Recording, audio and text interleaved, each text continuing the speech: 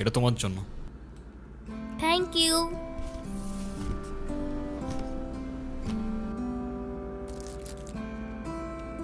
দেখি কি। আমাকে দিছে না?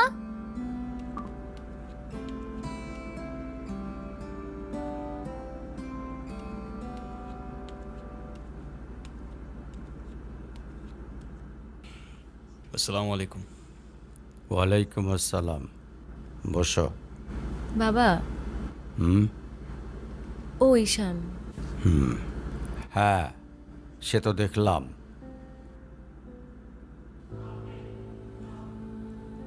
কি করো তুমি? আমি এলএলবিতে লাস্ট ইয়ারে আছি। ও, স্টুডেন্ট। তোমার উদ্দেশ্যটা কিন্তু আমি বুঝতে পারছি। জি স্যার। তোমাদের মতো ছেলেরা কেন আমাদের মতো বিজনেসম্যানের মেয়েকে টার্গেট করে, কিসের লোভে, সেটা আমার খুব ভালো করে জানা আছে। বাবা, কি বলছো এসব?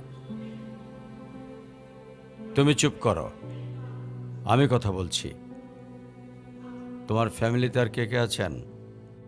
বাবা মা দুজনেই আছেন, কিন্তু ফ্যামিলি বলতে আমি একা।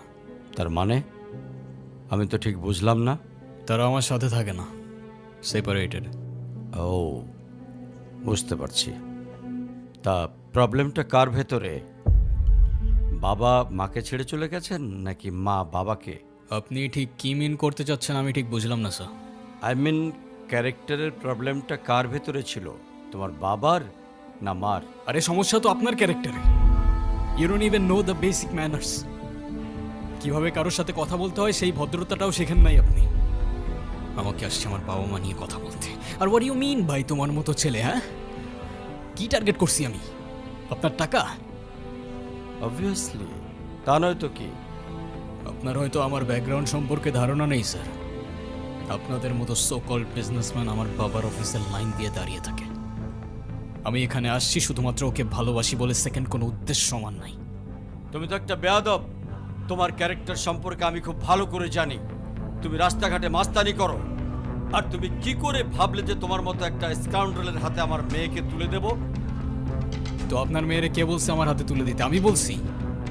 বাসায় ডেকে আনছেন অপমান করতে। আপনার বাবা মাই তো আপনাকে ভদ্রতাটা শেখাইতে পারেনি। আপনি আসছেন আমায় জাজ করতে। বেরিয়ে যাও, এই মুহূর্তে আমার বাড়ি থেকে বেরিয়ে যাও। Get out! আপনি যদি মনে করেন আপনি চিৎকার করে আমাকে দমায় রাখতে পারবেন, then I can make more noise. Ishan,